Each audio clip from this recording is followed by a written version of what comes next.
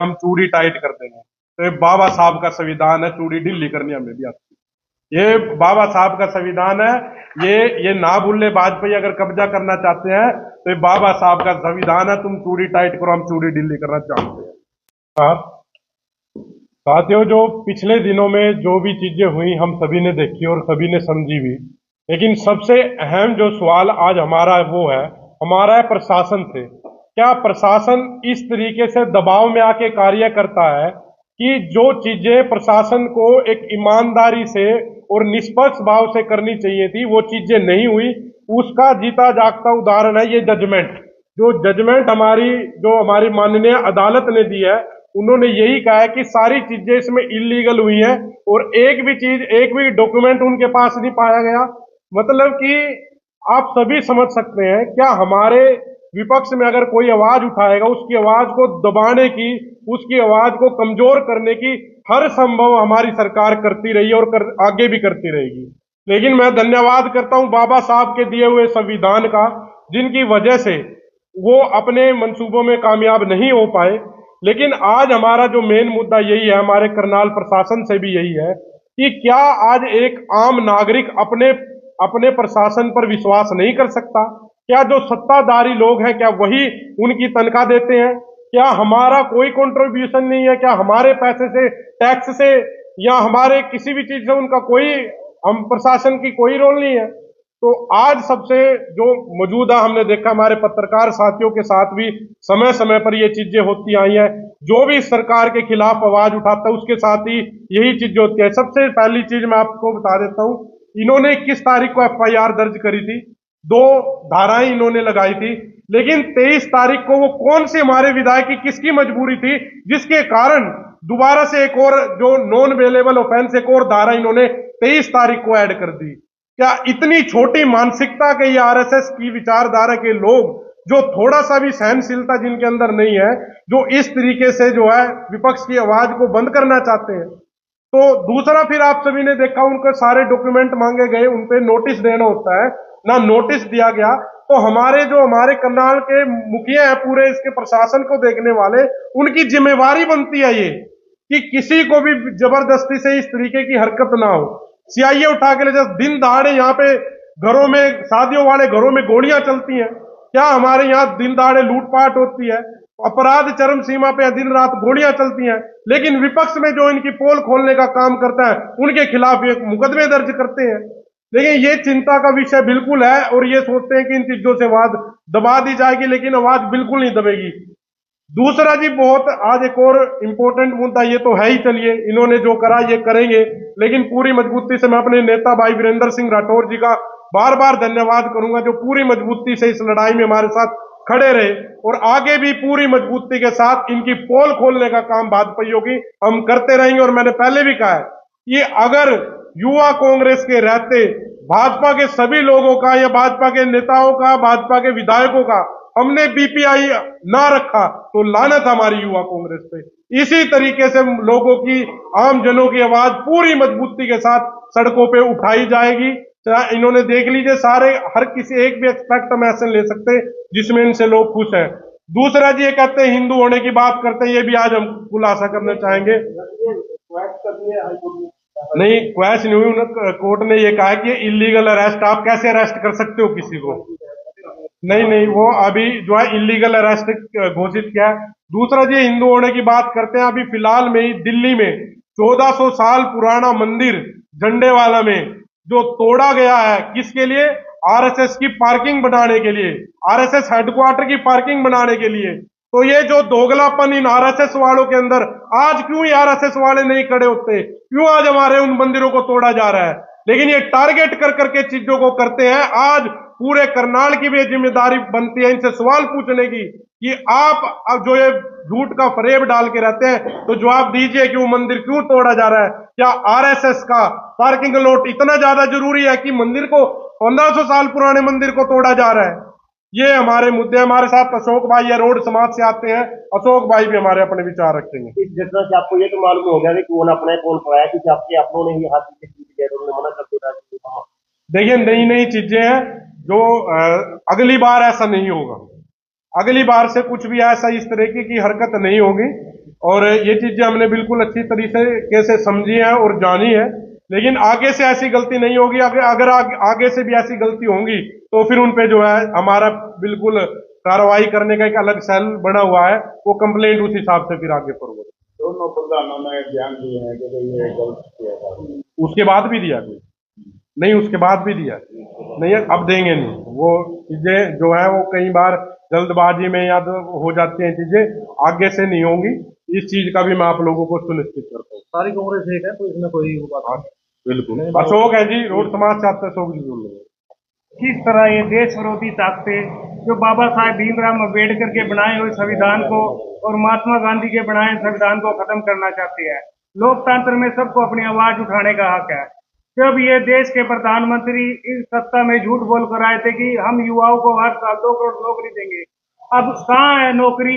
अब अगर हमारे जैसे मेरे जैसे युवा अगर आवाज उठाते हैं, रोष प्रकट करते हैं, तो हमारे पर झूठे हमारे पर केस लगा के और सरकार के द्वारा पुलिस पर प्रेशर बना के हमको चाहिए से उठवा कर घर से हमारे पास नॉन अवेलेबल धाराओं में धारा के साथ जोड़कर हमें अरेस्ट करने का काम करते हैं। तो मैं तो माननीय न्यायालय जी का धन्यवाद करता हूं, जिन्होंने हमारी कानूनी प्रक्रिया से हमें इलीगल अरेस्टिंग करके हमें रिलीज करने का मौका दिया है। और मैं तो करनाल जिले के बब्बर शेर नेता आदरणीय वीरेंद्र राठौर का धन्यवाद करता हूं, जो मजबूती के साथ हमारे साथ बिल्कुल कंधे से कंधा मिलाकर हम 3 घंटे कोर्ट में रहे, जो हमारे 3 घंटे हम हमारे समय हर समय हमारे साथ खड़े रहे। और मैं रोड समाज से आता हूं और रोड समाज के जितने भी युवा है, आप गांव में चले जाओ, जितने भी युवा है सब डोंकी के माध्यम से पलायन करके बाहरले देश चले गया। कोई अमेरिका चला गया, कोई यूरोप चला गया, कोई पुर्तगाल चला गया। क्यों? यहाँ तो रोजगार नहीं है, सरकार रोजगार देने में असमर्थ है। और ये बात करते हैं बड़े बड़े मेक इन इंडिया, हमने ये कर दिया वो कर दिया। बिल्कुल सारी व्यवस्था यहाँ चरमराई हुई है, किसी का कोई ध्यान नहीं है।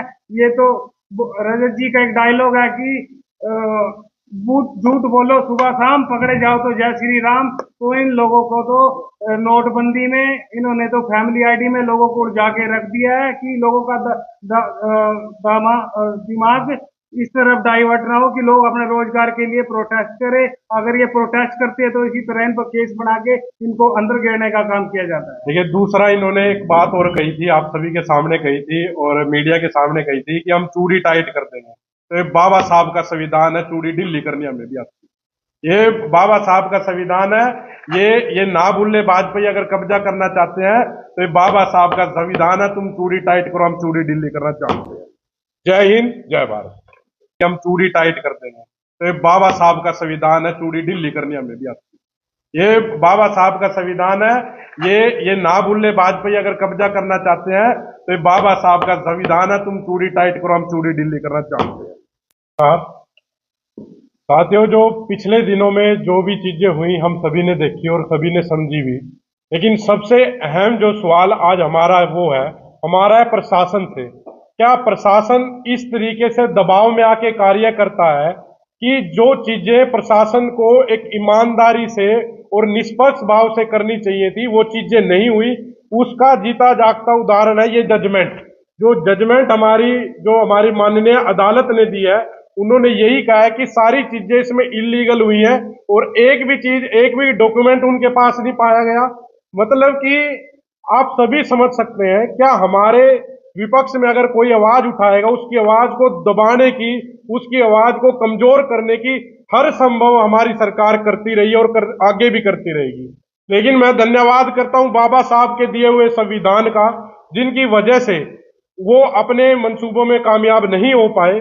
लेकिन आज हमारा जो मेन मुद्दा यही है, हमारे करनाल प्रशासन से भी यही है कि क्या आज एक आम नागरिक अपने प्रशासन पर विश्वास नहीं कर सकता? क्या जो सत्ताधारी लोग हैं क्या वही उनकी तनख्वाह देते हैं? क्या हमारा कोई कंट्रीब्यूशन नहीं है? क्या हमारे पैसे से, टैक्स से या हमारे किसी भी चीज से उनका कोई, हम प्रशासन की कोई रोल नहीं है?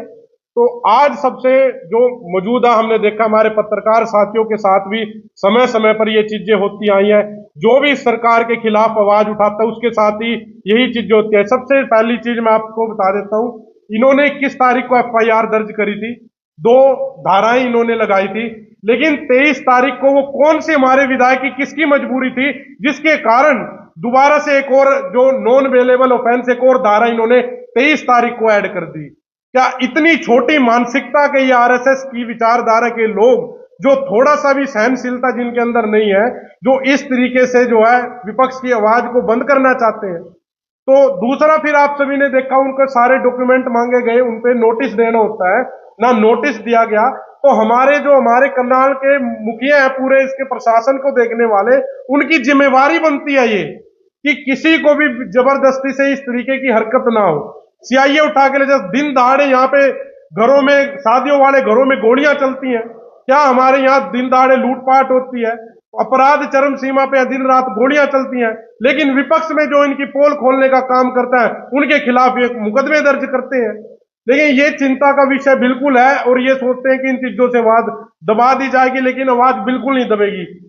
दूसरा जी, बहुत आज एक और इंपॉर्टेंट मुद्दा, ये तो है ही, चलिए इन्होंने जो करा ये करेंगे, लेकिन पूरी मजबूती से मैं अपने नेता भाई वीरेंद्र सिंह राठौर जी का बार बार धन्यवाद करूंगा, जो पूरी मजबूती से इस लड़ाई में हमारे साथ खड़े रहे और आगे भी पूरी मजबूती के साथ इनकी पोल खोलने का काम भाजपाइयों की हम करते रहेंगे। और मैंने पहले भी कहा है कि अगर युवा कांग्रेस के रहते भाजपा के सभी लोगों का या भाजपा के नेताओं का, भाजपा के विधायकों का हमने बीपीआई ना रखा तो लानत हमारी युवा कांग्रेस पे। इसी तरीके से लोगों की, आम जनों की आवाज पूरी मजबूती के साथ सड़कों पे उठाई जाएगी। इन्होंने देख लीजिए, सारे हर किसी एक भी एक्सपेक्ट हम ऐसे ले सकते जिसमें इनसे लोग खुश हैं। दूसरा जी, ये कहते हैं हिंदू होने की बात करते हैं, ये भी आज हम खुलासा करना चाहेंगे। नहीं, क्वैश नहीं हुई, कोर्ट ने ये कहा कि ये इलीगल अरेस्ट, आप कैसे अरेस्ट कर सकते हो किसी को? नहीं, वो अभी जो है इलीगल अरेस्ट घोषित किया है। दूसरा जी, हिंदू होने की बात करते हैं, अभी फिलहाल में ही दिल्ली में 1400 साल पुराना मंदिर झंडे वाला में जो तोड़ा गया है, किसके लिए? आरएसएस की पार्किंग बनाने के लिए, आरएसएस हेडक्वार्टर की पार्किंग बनाने के लिए। तो ये जो दोगलापन इन आरएसएस वालों के अंदर, आज क्यों ये आरएसएस वाले नहीं खड़े होते? क्यों आज हमारे उन मंदिरों को तोड़ा जा रहा है? लेकिन ये टारगेट कर करके चीजों को करते हैं। आज पूरे करनाल की भी जिम्मेदारी बनती है इनसे सवाल पूछने की कि आप अब जो ये झूठ का फरेब डाल के रहते हैं, तो जवाब दीजिए कि वो मंदिर क्यों तोड़ा जा रहा है? क्या आरएसएस का पार्किंग लॉट इतना ज्यादा जरूरी है कि मंदिर को, 1500 साल पुराने मंदिर को तोड़ा जा रहा है? ये हमारे मुद्दे। हमारे साथ अशोक भाई या रोड समाज से आते हैं, अशोक भाई भी हमारे अपने विचार रखेंगे। इस घटना से आपको ये तो मालूम हो गया कि कौन अपना है कौन पराया, कि आपके अपनों ने ही हाथ से किया, उन्होंने मना कर दिया। देखिए, नई नई चीजें हैं जो अगली बार ऐसा नहीं होगा, अगली बार से कुछ भी ऐसा इस तरीके की हरकत नहीं होगी। और ये चीजें हमने बिल्कुल अच्छी तरीके से समझी है और जानी है, लेकिन आगे से ऐसी गलती नहीं होगी। अगर आगे से भी ऐसी गलती होंगी तो फिर उन पे जो है हमारा बिल्कुल कार्रवाई करने का एक अलग सेल बना हुआ है, वो कंप्लेंट उस हिसाब से फिर आगे फॉरवर्ड। दोनों प्रधानों ने बयान दिए हैं कि ये गलत किया था, उसके बाद भी दिया कोई नहीं, उसके बाद भी दिया नहीं, अब देंगे नहीं। वो चीजें जो है वो कई बार जल्दबाजी में याद हो जाती हैं, चीजें आगे से नहीं होंगी। इस चीज का भी मैं आप लोगों को सुनिश्चित करता हूँ। सारी कांग्रेस एक है, तो इसमें कोई वो बात नहीं। बिल्कुल। अशोक है जी, रोड समाज से आते, अशोक जी बोल रहे हैं। किस तरह ये देश विरोधी ताकतें जो बाबा साहेब भीमराव अम्बेडकर के बनाए हुए संविधान को और महात्मा गांधी के बनाए संविधान को खत्म करना चाहती है। लोकतंत्र में सबको अपनी आवाज उठाने का हक है। जब ये देश के प्रधानमंत्री इस सत्ता में झूठ बोल कर आए थे कि हम युवाओं को हर साल 2 करोड़ नौकरी देंगे, अब कहाँ है नौकरी? अब अगर हमारे जैसे, मेरे जैसे युवा अगर आवाज उठाते हैं, रोष प्रकट करते हैं, तो हमारे पर झूठे, हमारे पर केस लगा के और सरकार के द्वारा पुलिस पर प्रेशर बना के हमको सही से उठवा कर घर से हमारे पास नॉन अवेलेबल धाराओं में धारा के साथ जोड़कर हमें अरेस्ट करने का काम करते हैं। तो मैं तो माननीय न्यायालय जी का धन्यवाद करता हूं, जिन्होंने हमारी कानूनी प्रक्रिया से हमें इलीगल अरेस्टिंग करके हमें रिलीज करने का मौका दिया है। और मैं तो करनाल जिले के बब्बर शेर नेता आदरणीय वीरेंद्र राठौर का धन्यवाद करता हूं, जो मजबूती के साथ हमारे साथ बिल्कुल कंधे से कंधा मिलाकर हम 3 घंटे कोर्ट में रहे, जो हमारे 3 घंटे हम हमारे समय हर समय हमारे साथ खड़े रहे।